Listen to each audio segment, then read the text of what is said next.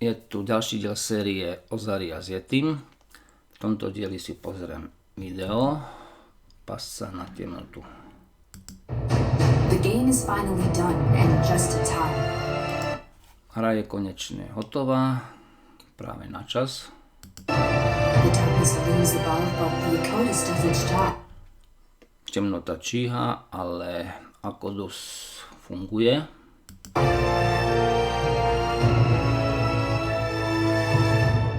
Well, almost. No, takmer. The game isn't strong enough. Hra nie je dostatočne silná.